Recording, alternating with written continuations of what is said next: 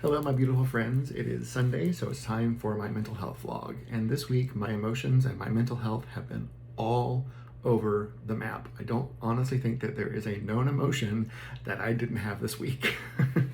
So I'll just kind of jump right in. This week started off kind of low. My boyfriend and I were, past couple of weeks, we've been having a really hard time connecting. And he asked me, he's like, "Are you happy?" And I try really hard to be 100% honest. That's my platform in life right now because I've seen firsthand what not being honest can do and the repercussions that can come from it. So I try really hard to, at all costs, be honest, unless I need to pad the truth to protect someone's feelings. But in my relationship with my boyfriend, I try really hard to be 100% honest. And I told him, no, there's no happiness in our relationship. And he said that he felt a lot of that was because of his leg and him adapting to his leg and the emotions that have surrounded the leg, and that all of our relationship has just become more of a caretaker type situation role. And I miss us having fun because he is fun. We are fun. We do fun things together, and we always have fun when we do it, but we hadn't been. So we had to have a very long talk. And bottom line, I have no desire to end the relationship. I have a desire to get the relationship back to where it was. I want to get through these really tough times that we've been having and the litany of issues and speed bumps that have been thrown to us, and I just want to move past it. We actually have a vacation next week that both of us are looking forward to, and it's a vacation that is really hard not to have a good time and have fun. So I'm really hoping that we can make those fun connections and have a really good time on the vacation. And actually, even this week, since we had the conversation, has been better. Not without its challenges and flaws still, but it's definitely been better. And I feel like we've been connecting better this week already. So I feel that one of the things I love about our relationship is that we talk about everything. We're very open, we're very honest, and it's shocked a lot of people how honest we are with each other. But it's what works for us, and I love that. So we're in a good direction. We're in a good place. But having to be that open and honest and vulnerable with him, knowing that it was going to hurt him, was hard for me, but it was necessary, and we got through it. And we're we've had challenges for the past couple of months. We've had, y'all know, if y'all been watching, how stressful the last few months have been. But anyway, and a lot of that has had to do with the house. So let's transition to that. Bottom line, Friday the house closed. It's done. It's over with. Leading up to it, I almost pulled my hair out. My ex didn't read something in the listing contract that we signed with my boyfriend being the realtor, which was my directive. Like, that's the one thing that has to happen is my boyfriend has to sell the house. And when my boyfriend sent us some paperwork to sign, my ex was shocked by the things that he was being asked to sign and was unaware that it was a thing. And my boyfriend's like, "Well, here's the listing agreement that you signed that points out exactly what I would be sending you." He felt, my ex felt that he was being taken advantage of, and we were ganging up against him, and he was threatening to back out of the sale of the house, knowing that we would be sued not only by my boyfriend, the realtor, for breach of contract, but also by the buyers. And he just didn't seem to care, which I care. So that caused a lot of screaming and yelling and crying on my part, just because I was so frustrated and just wanted to be done. Friday morning, I was on the way to closing, and he called and wanted to renegotiate the percentage of equity that he and I were splitting, which I had already made accommodations for not living in the house in 2 years. And I was not willing to make those accommodations, because we'd already agreed to everything in writing. So I went to closing, not knowing if he was going to show up or not, but I knew I at least needed to do everything I was supposed to do. He showed up 5 minutes late, but he showed up. And he was very sing-songy when he got there. I bet you thought I wasn't coming. And that was just very juvenile and childish. And at one point during the signing process, because I really had no desire to make chit-chat with him after what he had put me through this week. And at one point he looked at me, he's like, "Why are you being so poopy?" And I was just like, this morning was not necessary. Your communication this week has not been necessary. So let's just get this signed and get done. And we did. And then we parted ways. So the house is done. Thank God the house is done. Of course I cried. I kind of figured I was going to. It didn't help the fact that we ended up getting in a fight in the parking lot, right after signing, but I'm glad that it's done. I'm glad that it's over with. Thursday night, I went to my meeting, my SAA meeting. I love my meeting. I love my group. I love the fellowship that we go after the meetings. It's my safe space, and I view the group as my higher power. A lot of 12-step programs are faith-based or God-based or higher power-based, and me being atheist it was challenging for me to find a higher power to believe in. So what I chose was the love of and acceptance of my group, which is a power stronger than myself. And I've always felt very safe there. Thursday night, I was making a share about a dream that I had, and it was a very vulnerable share for me, because it was how the dream made me feel and the reaction that I had to it, and how I felt it was related to my program. While I was sharing, out of the corner of my eyes, I see two guys in the group who I'm not super close with, but I consider, friends, and they were laughing. And no, I don't know for 100% chance that they were laughing at my share. I can't prove that. But what I can say is that their laughing at my share allowed me to create feelings of shame in myself. I won't say they made me feel shame, because no one can make you feel anything. I reacted to their laughing with shame. So yes, I do realize I need to kind of dig down deeper and realize why I felt shame. But in the moment, I felt shame. I felt my safe space was violated, and I felt a crack in the foundation of my higher power. And I left right after the meeting. I didn't feel like going to fellowship, which I did get some calls from some guys, because I very seldom skip fellowship. I get more out of fellowship than I do the meetings. I did tell the two that called me what happened, and that I didn't want to talk anymore about it that night. And then I just cried the rest of the drive home. I just felt really just vulnerable and hurt. And again, shame, which sharing in the meetings is supposed to alleviate that shame.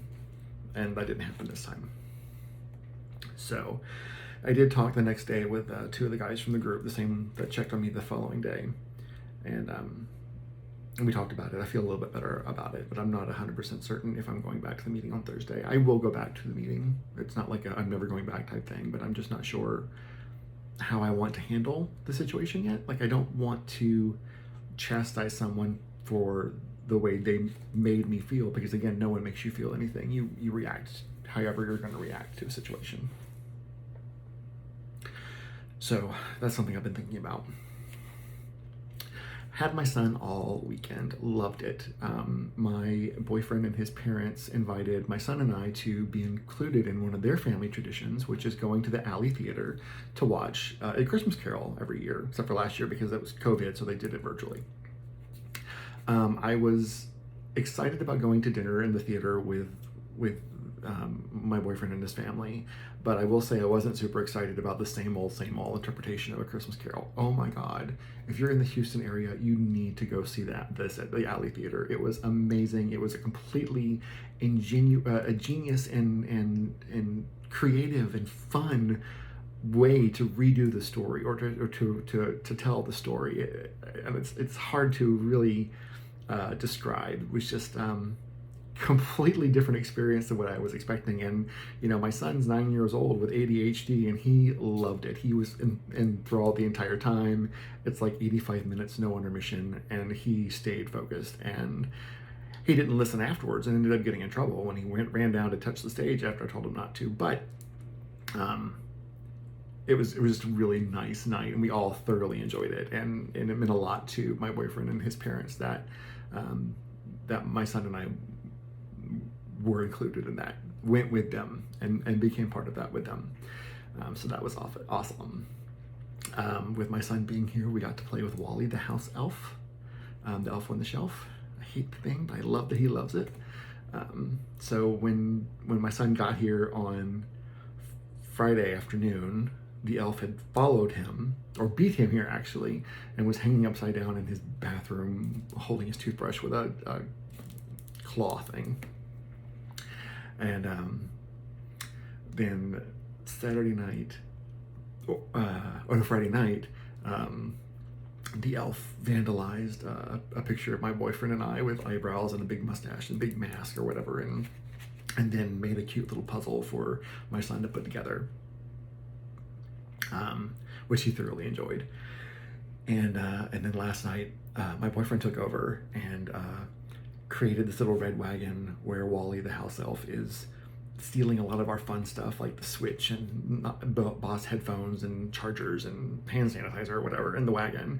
And he's trying to lure our little corgi, or my boyfriend's little corgi, with a bag of cookies hanging from a candy cane so that he can put him in the harness and they can leave. It's a little sign that says, "Mush, mush, I've got cookies and treats, let's go." So, trying to hijack the dog. I was having a hard time visualizing how it was going to work, but when my son saw it this morning, he totally got it. He totally knew what was going on, and he was having a ball with it. So as much as I hate that damn elf, I love that my son loves it. And I've got maybe 1 or 2 years more of Christmas magic, so I'm absolutely going to get as much out of him as I possibly can. Saturday, we went to go see Encanto. Oh my God, really good movie. I've thoroughly enjoyed it. My boyfriend, who has a lot of connections in like the South American culture, with his familia, it really resonated with him. And my son was really cute because he'd look over and be like, "Please don't cry," and he'd hand him like napkins and whatnot, and it was just so cute. And the music is a lot of fun, so definitely go see Encanto. It's probably the first Disney movie I've really liked out of the last few they've had. Raya, Luca, I really haven't loved a Disney movie since Frozen 2. Sorry, but I did love this one. This was great. I will definitely be seeing this one again. Drop off. My boyfriend was very worried about drop off today, because it would be like the first time that he and my ex would be in the same place since everything went down with the house. But actually everyone was well behaved, which when we're around my son, everyone needs to be well behaved and keep our differences or arguments out of the eyes and ears and lives of the child. I think that's the best thing parents can do. Even if my ex and I were knocked down, drag out fighting without my son present, when we're together, we're cordial. And I'm happy that right now most of the adults in my son's life can be that way. Not my ex's boyfriend. He's still not ready to be civil or mature or decent, but I can't control that. So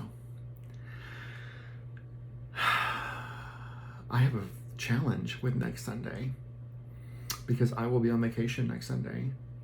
I will not be in a place where I have reliable internet or Wi-Fi. I have not missed a mental health vlog in 113, 114 weeks. I'm not sure what week this is yet. And I might miss one next Sunday. And I don't know how I feel about that.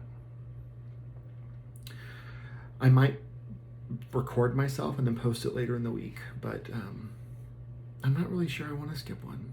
I love doing these. I love going back and looking at these. So I don't know what I'm going to do just yet. So a lot happened this week. Look at my little villain tree up. What do you think? Is it pretty? It's all my little Disney villain ornaments. It makes me happy, and it's in my office, so I guess I'm the only one that sees it, but it makes me happy. I tried to add some flair this year with some little sparkly purple poinsettia flowers and some ostrich feathers, and there's purple glitter all over my fucking office. But it's pretty and it's fun and I love it. Disney makes me happy, villains make me happy, and Christmas usually makes me happy, but add the three together and yeah. All right, guys. I had an emotional roller coaster this week, and I'm sure this time of year a lot of you are having emotional roller coasters. So just remember to try and take inventory, try and make sure you're realizing if you are angry and upset, what you're really angry and upset about. What are you reacting to that makes you angry and upset? And although you can't control what other people do that might instigate or initiate feelings in you, you can handle how you react to them. And that's important. So make sure you're doing that. I hope to see you all next week. Fingers crossed I can get it loaded. I do love you all. And I hope during this time of year you are finding peace and solace and things that make you happy as you reflect on the two shit shows of a year that we've had, 2020 and 2021, and we cautiously move into 2022. I don't think anyone's going, it's going to be my year, because we're all like, what's going to happen next? But I definitely hope you're taking inventory of everything good and bad that you've experienced. Check on your friends, make sure they're doing okay. Make sure you wish them happy holidays. Check on your loved ones, make sure they're doing okay. Even when they don't give you any ideas of what to get them for Christmas. I'm looking at you, my sister, and you, my mother. Y'all are giving me nothing to work with. Check on yourself. Do your inventory. Make sure you're doing okay. I love you guys. Happy holidays. I'll check in with you soon.